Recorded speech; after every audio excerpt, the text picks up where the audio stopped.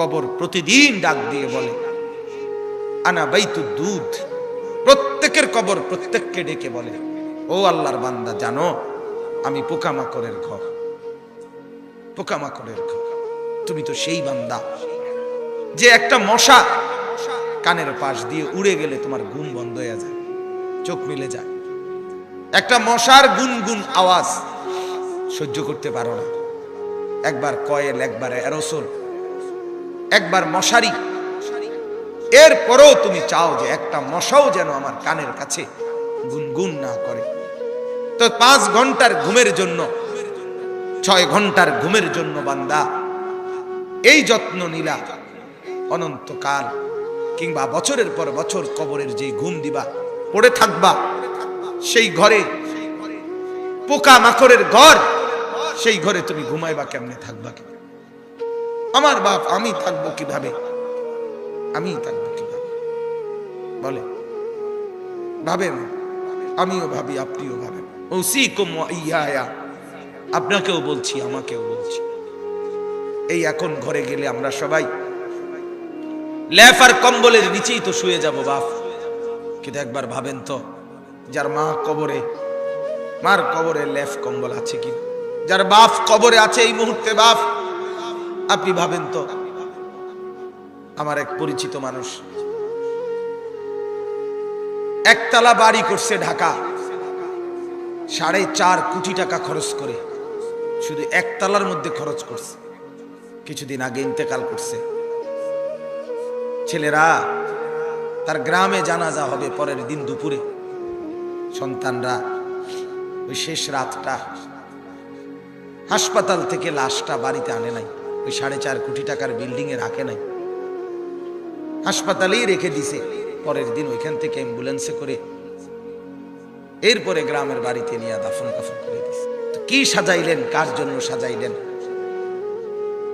কি বুঝলেন, কি ভাবলেন? আপনি ভাবেন। আল্লাহ তাআলা বলতেছেন, ইরশাদ করছেন সূরা মুলকের 23 নম্বর আয়াত, কুল হুয়াল্লাযী আনশাআকুম। আল্লাহ তাআলা আমাদের প্রিয় নবী সাল্লাল্লাহু আলাইহি ওয়াসাল্লামকে লক্ষ্য করে বলেন, নবী আমার, বন্ধু আমার, আপনি বলে দেন। কাকে বলবেন? আপনার উম্মতকে, আমার বান্দাকে। এরা আপনারও উম্মত, এরা আমারও বান্দা। তা আমি তো আপনার কাছে নাজিল করে বললামই, এবার আপনিও বলে দেন যে আপনারও কথা এটা। তো যখন আপনার বান্দা, আমার বান্দা বুঝবে যে এই কথাটা আল্লাহরও কথা, আমার রসুলেরও কথা, তো এরপরে তার আর প্রত্যাখ্যান করার সাহস হবে না, হিম্মত হবে না। কারণ আমি প্রত্যাখ্যান করব কেন? আমি মুসলমান, আমি মুমিন, আমি আল্লাহর কথা ফিরিয়ে দেই কিভাবে? আমি রাসূলুল্লাহ সাল্লাল্লাহু আলাইহি সাল্লামের কথা ফিরাইয়া দেই কিভাবে? আর ফিরাইয়া দিলে আমি মুমিন থাকি কিভাবে? কথা বলেন বাপ। এই পৃথিবীতে ইনসাফের দাবি, বিবেকের দাবি আমরা যারা মুসলমান পরিচয় দেই, আমাদের জিন্দেগির সবচেয়ে বড় দাবি হলো আমাদের জন্য উচিত আল্লাহ এবং তার রাসূলের কথাকে গ্রহণ করা। কিন্তু বড় আফসোসের ব্যাপার হলো আমি আপনি সবাই সবচেয়ে বেশি প্রত্যাখ্যান করি আল্লাহ এবং রাসূলের কথা। সামান্য থেকে সামান্য ব্যক্তির কথাও এক ডাক্তার বলে দিছে বাঁচতে হলে আর কোনোদিন মিষ্টি খাওয়া যাবে না, 30 বছরের জন্য মিষ্টি খাওয়া ছেড়ে দিছে। এক ডাক্তার বলে দিছে বাঁচতে হলে আর চিনি দিয়ে চা খাওয়া যাবে না, আজীবনের জন্য ছেড়ে দিছে। আমাকে বাঁচতে হবে। তাহলে আপনাকে যদি শুধু হায়াতে বাঁচতে হয়, আপনাকে তো জাহান্নাম থেকেও বাঁচতে হবে।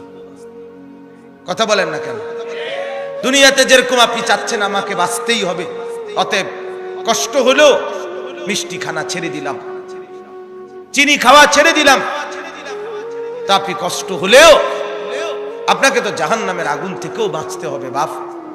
তো সেই জাহান্নামের আগুন থেকে বাঁচতে হলে আল্লাহ এবং তার রাসূলের নিষেধগুলোও তো ছেড়ে দেওয়া উচিত, গুনাহ তো ছেড়ে দেওয়া উচিত বাপ। আফসোসের বিষয়, একই ব্যক্তি নিজের এই সাইড বোঝে, ওই সাইড বোঝে না। এটা কি বোকা? এটা তো বোকা ছাড়া আর কিছু না বাপ। আল্লাহ তাআলা বলেন, বান্দা তোমরা তো ভালোই বুঝেছ দুনিয়ার জীবনের উপরের অংশ, কিন্তু তোমরা ভুলে তো গেছো তোমাদের আখিরাত।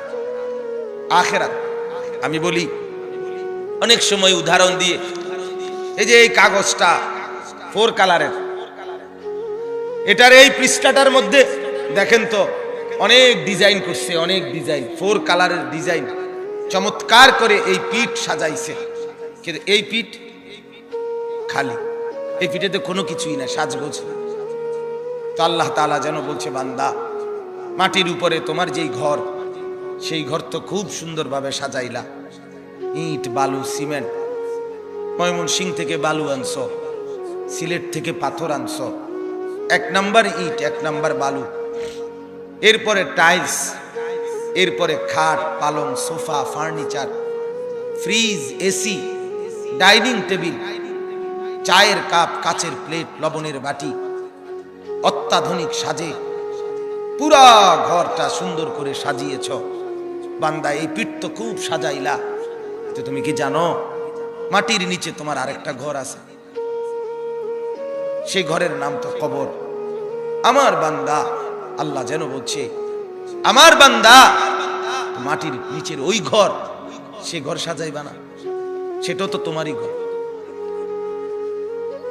কি ভাই, শেষ বেলায় আমার বাপ, আমার ভাই, আমার বন্ধু, রাত অনেক হয়েছে, আমি ইচ্ছে থাকলেও লম্বা করতে পারবো না ভাই, আমারও ফিরে যাইতে হবে, কুমিল্লা ক্যান্টনমেন্ট যাইতে হবে।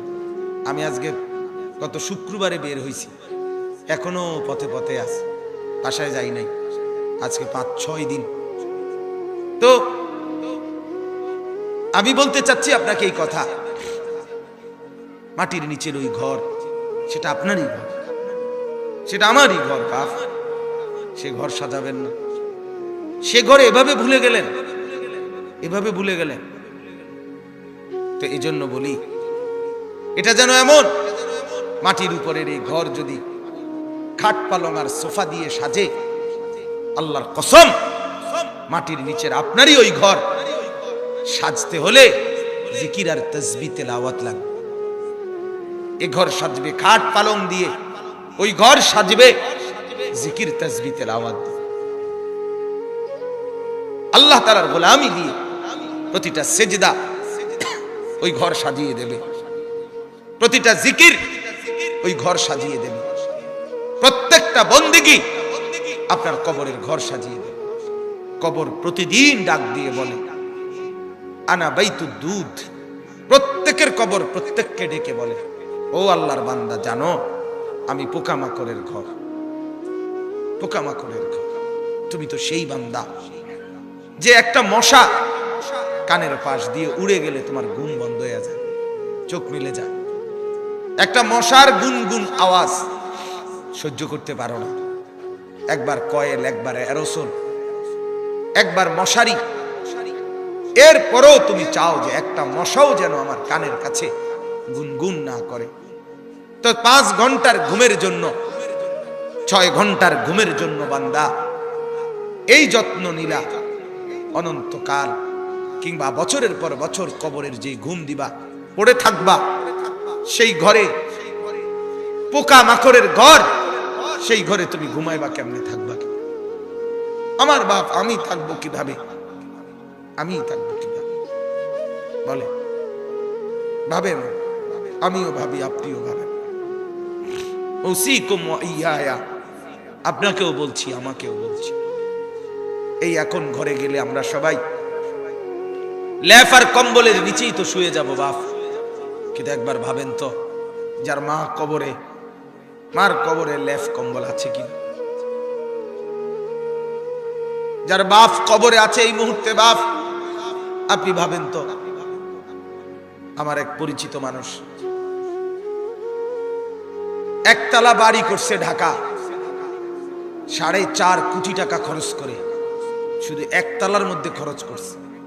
কিছুদিন আগে ইন্তেকাল করছে। ছেলেরা, তার গ্রামে জানাজা হবে পরের দিন দুপুরে।